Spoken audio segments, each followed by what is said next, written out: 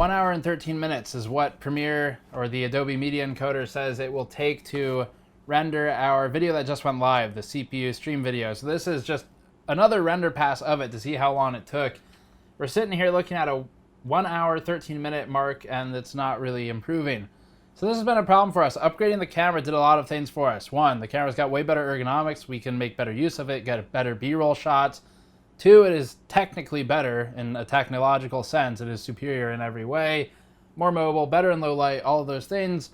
Unfortunately, rendering the footage takes a lot longer because it's 4K and it's a higher bit rate. We're doing 50, 53 megabits per second or something like that now, which is 2x from what we were before. And the camera captures at whatever it is, 150 or nearly 200, and depending on which settings you use.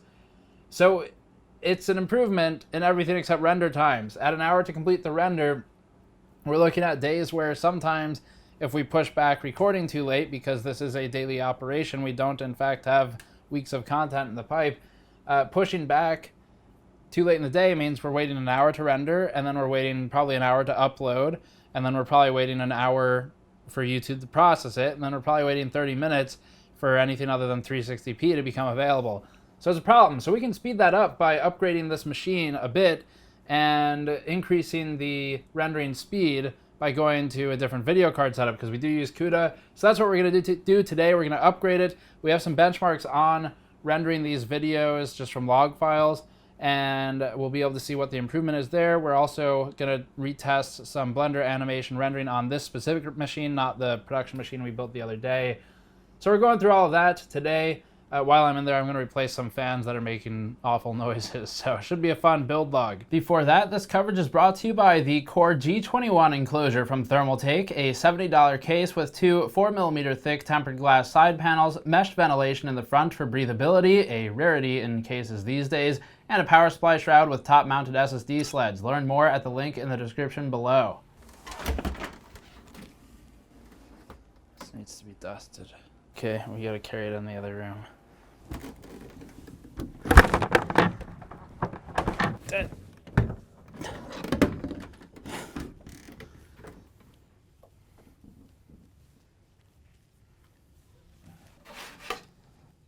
We should wash that out.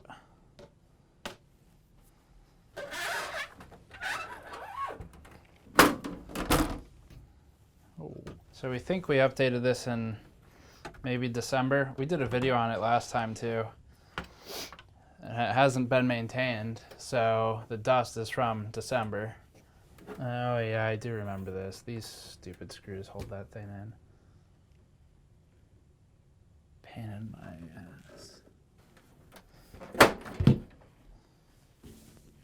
Oh, this is that Be Quiet power supply. So if they're not already plugged in, I have them somewhere else. Doesn't look like I anticipated adding another video card. Yeah, there's not. This is the only one in there. Okay. I think I know where it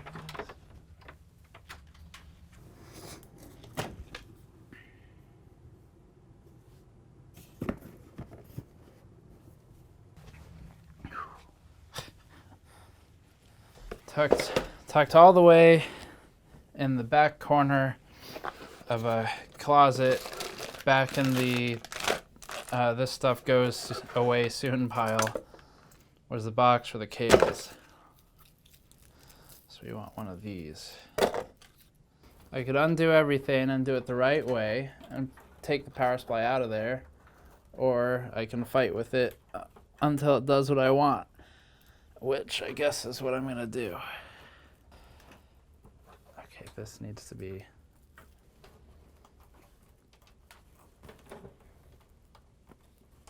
Yes. Okay, cool. It's good. All right.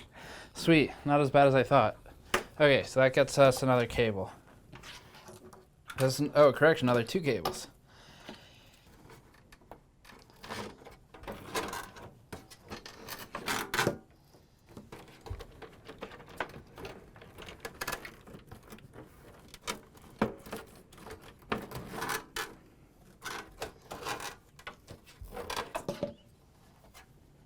Okay, 120s. Oh wait, this is gonna suck. Yeah. can replace the front one.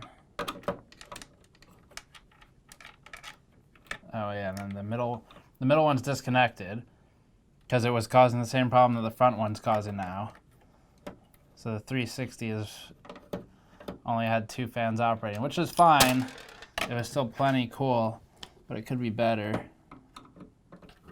These are those Enermax anti-dust fans. They spin backwards when you turn them on. They're supposed to expel dust from the system, which is a cool idea.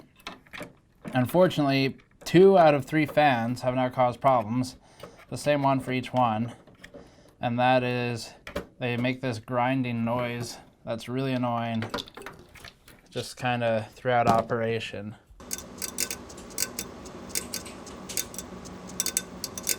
The middle one, I disconnected because it was making the same problem. The front one, I was like, I'm not going to disconnect 2 out of 3 fans. We're just going to stop it and start it until the noise goes away. But better solution, get rid of it. Well, we're in here anyway. And there's not like any dust in it or anything. How's the radiator look? Radiator's doing pretty well. All these dust filters are doing their job. So that's what you want. You want to see no dust in the radiators, which really not much in that one either. So good job, Silverstone. This is the Silverstone case. It has a dust filter in the bottom, has a giant dust filter in the front where all the intake is. Not that it's relevant, there's a dust filter in the top as well. So good job on the case. This is a PM01 if anyone cares. I'm certainly happy to recommend it, seeing no dust after 7 months of use. All the dust is exterior. And we've cleaned the outside a couple times, but haven't done anything serious. So great news there.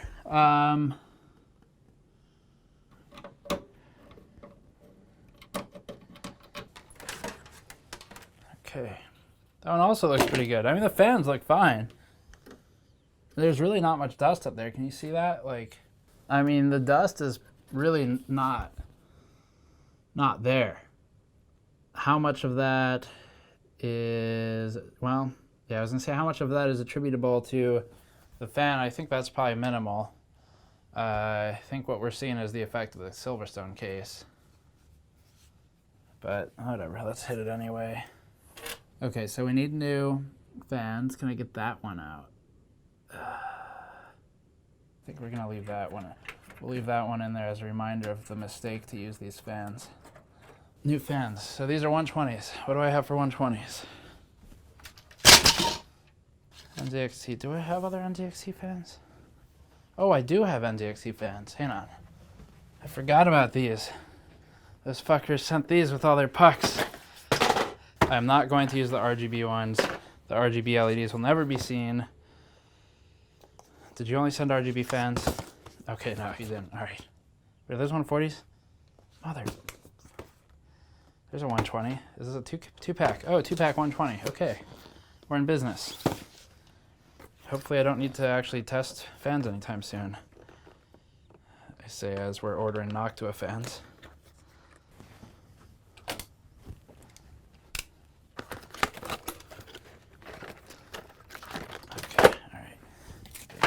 These. Those are the dustless ones. We don't want those. How do we install the fan? Okay. All right, so step 1. This is to remove the trim. They don't have any instructions on how to install a fan. Okay, well, thanks everyone for watching. That's it for this time. Not sure what to do next, so. Testing fans is difficult for a lot of reasons. Pressure testing, all that stuff. It all requires anemometers or wind tunnels or all kinds of special equipment to really do it properly and do it justice. And so, hence, we don't really do a lot of stuff with fans. But this content with whatever they're called, Noctua, should be pretty interesting, I think. And we do have Noctua stuff coming in for sure. Is that magnetic? Oh, that is magnetic. Okay, excellent. Not much point in managing these cables, but whatever.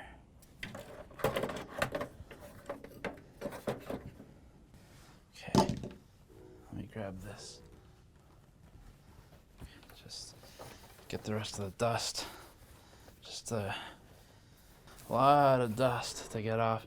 Okay, but seriously, NZXT, that from the bottom of my heart, thank you for the dust rag, and thank you for the patience on the fans. They are now being put to use. Okay. What are they even called? I should probably say what they're called. Air F120s. That's what we're using. They're airflow fans, in case you were confused and thought that they were the type of fan that doesn't cause airflow. They're supposed to be fairly quiet. And I hope, NZXT, I hope and I am fairly positive that we won't have another one of these where it just starts making all kinds of weird grinding noises and causes me to reach up there and just hold the fan until it slowly goes to sleep and stops making noises. Okay. What are we actually going to do? Video card. We need a video card from the video card shelf. Okay. These were hidden in the background of one of our videos recently. No one cared. So we're going back to the 1080 Ti shelf, and I'm going to grab, this time, the Gigabyte 1080 Ti, which is my least favorite of the ones that we've reviewed. And we're not going to work with it again because it's my least favorite. Well, I'll explain it in the other room. So this card, this is the one that was least impressive to me. It's the biggest. We have 1080 Ti's that are representative of 1080 Ti's for future game benchmarks. We have enough to do SLI testing if we want to, enough for projects. So I have one to spare for a build, especially one that's going to be used at work every day for rendering videos. And it's still a 1080 Ti, so it'll still render videos just fine. But I just don't find it particularly exciting to revisit. I don't think we'll ever revisit it. I think we're far more likely to revisit something like the Asus card, which was really impressive for the noise and cooling performance. Or maybe hybrid cards, or maybe the Gaming X for being a dual fan cooler that competes with the 3-fan coolers. There are lots of reasons to revisit and benchmark again and again, and run game tests going forward into the future as new games come out. But we don't need all of them to do that. Some of them can be used for rendering tasks and production machines, like this one. And this one is just really not, I mean, to me, it just, looking at all the other ones we've now reviewed since this came out, is just really not an exciting card to me. So I like to use these types of devices, our least favorite ones, for our work machines, because they are the least important for the actual work that is produced on a daily basis, but they can still produce work, if you follow me there. This is awful. Look at this thing. Talk about sag. Jeez. Oh, by the way, this says 980 Ti. For those of you who missed it, this is actually a Titan X Maxwell. I forgot. It's Titan X Maxwell. I put that hybrid cooler on it because it's better. Okay. All right. Titan XM's got a new buddy. But Steve, reviewers calling the Titan X card from 2015 are doing a disservice by calling it Titan XM. You're adding confusion, because when I talk about Titan X, I'm not talking about the Titan X. I'm talking about the Titan X. Look at that sag. Maybe we should start doing sag testing. Holy crap.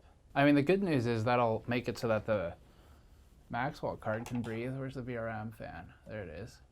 That's where it really is. So we should be about there. Whatever. So these go up here. You might be saying to yourself, Steve, why bother with the cables at this point? You didn't hide the fan cables. And to that, I would say you have a good point. Do we need an SLI bridge? We don't need an SLI bridge for Premiere, right? I don't think so. It doesn't care about SLI. Okay, might as well put these in, otherwise I'll lose them. Okay. All right. Did I plug everything in? Yes. Now this front dust filter we really should just clean. This is what a company that's paranoid of you picking up the case by your front panel and dropping it does. They put screws in the front panel because they think their users are gonna hurt themselves or their components, which is probably true 80% of the time. See, what'd I say? Probably true 80% of the time. And thanks to being liquid cooled, everything's still breathing okay. And by breathing, I mean it's cooling okay. It's probably not breathing okay, but it is cooling. And none of this got sucked into the radiators, which I'm very happy about. Cleaning radiators really sucks. Snowflakes snooping.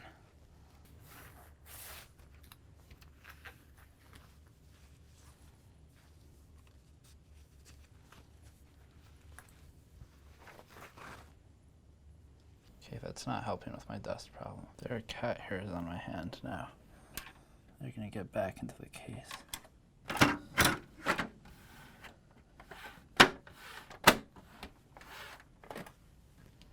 Okay, side panels.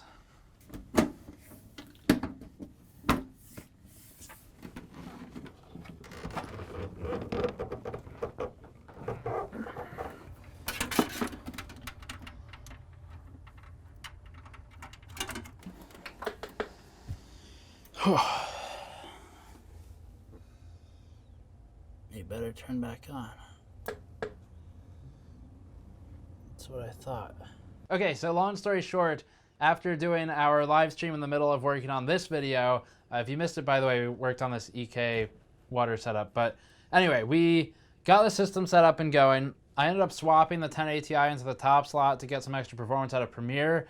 And our Blender render times have improved by nearly 2x. So our test render was 1 frame from the new intro animation, just at a lower resolution, 40% of 4K. And that rendered at about 12 to 13 minutes with the Titan XM single card previously. And with the 1080 Ti and the Titan XM in there, it's rendering in about 6. So that's huge. That is a massive upgrade for our ability to render things locally on that machine and not have to build a special machine for it, and also to rapidly prototype animations and renders and stuff like that. So good news there. The less fortunate news is that Premiere, as we found out and researched and found some great articles on Puget Systems, Premiere doesn't really seem to care about multi-GPU at all. Like zero, does not care. And I knew that was the case years ago, but I was hoping that by now they would have fixed it, and it's not. I mean, it's just basically we get a couple percent, 1 to 2% faster with a 1080 Ti over Titan XM, big deal. And the second card is just not really utilized at all. So they are accelerators, they're not the renderers, and that means that ultimately your bottleneck is the CPU. So what do we do? Well, to fix it, we could do something like keep the X79 setup, keep the Windows install, and swap it to a Xeon processor from the same era for $200 off of eBay, and it would have 4 more threads at a 3.8 gigahertz speed rather than 4.4 gigahertz with 4 fewer threads. Whether that's worth it, I'm not sure. I might try it just because it'd be kind of fun, and there's no real harm in trying it, but that would be the next step, short of building a completely new system, which I just don't feel like doing right now. But yeah, so Premiere is hitting a bottleneck on the CPU. With CUDA rendering, it certainly speeds things up a hell of a lot, but not in a way that takes advantage of multi-GPU, unfortunately. And ultimately, Premiere is pretty poorly optimized as software anyway, as we've come to learn, particularly if you look into solutions like network rendering, which just isn't going to happen unless you buy a third-party rendering tool, apparently. So we'll look into that as well as an option. Just if we could export stuff to another system, that'd be great. But for now, Blender 2 times faster, that's pretty good. Fans that don't make a lot of noise, the system's pretty cool overall, and everything's been cleaned up. So that's it for this one. As always, thank you for watching. You can subscribe for more, gamersnexus.net for the articles as always, and gamersnexus.squarespace.com for the shirts. I'll see you all next time.